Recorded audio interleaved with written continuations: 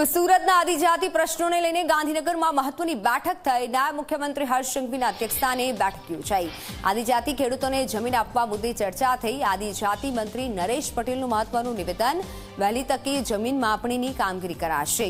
પડતર કેસોનો તાત્કાલિક નિકાલ આવે તેવા પણ પ્રયાસ। સાચા હકદારોને જમીન આપવાની કોઈ ના નથી। જેઓ સાચા હકદાર છે તેમને જમીન મળશે જ તેવું નરેશ પટેલે જણાવ્યું છે। વહેલી તકે જમીન માપણીની કામગીરી કરાશે।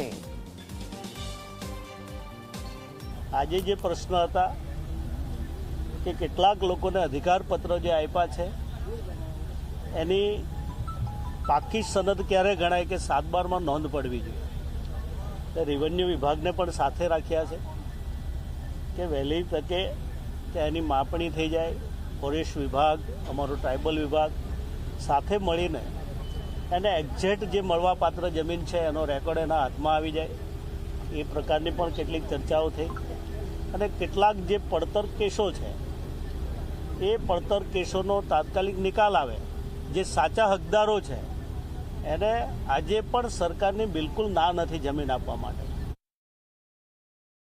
સાચા છે એને ચોક્કસ રીતે અમે આપવાના છીએ, પણ જ્યારે ખોટા દાવા હશે તો સરકાર માટે પણ એક બહુ મુસીબત ઊભી થતી હોય છે।